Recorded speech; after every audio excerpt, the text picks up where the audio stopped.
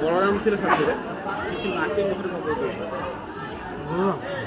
ଭଗବାନ ଶ୍ରୀକୃଷ୍ଣ ବଳରାମ ସାଥିରେ ଦେଖିଦେଇଛନ୍ତି କିଛି ମାଟି ମୁହଁରେ ପକାଇଛି।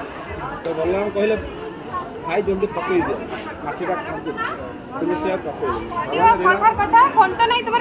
ଦେଖିବ ମା ଯଶୋଦାଙ୍କୁ। ତ ବଳରାମ କ'ଣ କହିଲେ ଦୌଡ଼ି ଯାଇକି ମା ଯଶୋଦାଙ୍କୁ କହିଲେ। ମା ଯଶୋଦା କାମରେ ବ୍ୟସ୍ତ ରହୁଛନ୍ତି, ସବୁ ଘର କର୍ମ ସେ ବ୍ୟସ୍ତ ଥାନ୍ତି, ଦଧି ମନ୍ଥନ କରନ୍ତି। ମା ଯଶୋଦା ମା ଆଉ ଏମିତି କୃଷ୍ଣ ମାଟି ଖାଇବେ, ମାଟି ମିଟି ଖାଇବେ। ମା ଯଶୋଦା ସବୁ କାମ ଛାଡ଼ିକି ଦୌଡ଼ି ପଳେଇ ଆସିଲେ। ଆସିକି ଫାଷ୍ଟ କହିଲେ ଆଗରୁ ସେ ଆଉ କଲେ ତାପରେ କାଣ୍ଡକୁ କରିଦେଇଛି। ତ ଆଗରୁ ତ ବହୁତ କଷ୍ଟ ସେ ଭଗବାନ ତିନିଥର ଚାରିଥର କହିଲା ବେଳକୁ କରିଦେଲେ କରିଦେଲା ବେଳକୁ ସାରା ବ୍ରହ୍ମାଣ୍ଡ ଦେଖି ମା ସେଠି ଅଚେତ କରିବେ।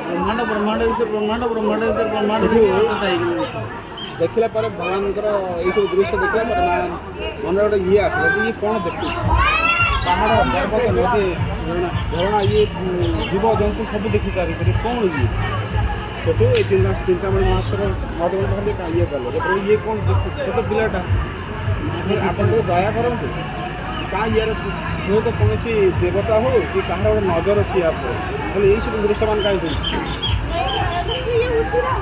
ତ ମା ଯଶୋଦା ସେ ଦୃଶ୍ୟ ଦେଖିଲା ପରେ ଅଚେତ ହେଇ ପଡ଼ିଯାଇଛି। ଏଇଟା ବି ସେଇ ଜାଗା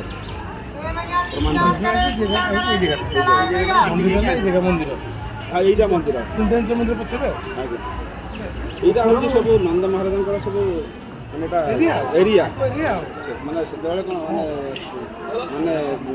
ମାନେ ମହାରାଜ ଯେଉଁଥିରୁ ତାଙ୍କର ସବୁ ଏରିଆ ସବୁ ତାଙ୍କର ଗ୍ରାମ ସେ ହେଉଛି ଏଇ ଜାଗାଟାର ଏଇ ଗାଁଟା ହେଉଛି ରାଜାପୁର ମୁଖିଆ ଆଉ ରାଜା ଆଉ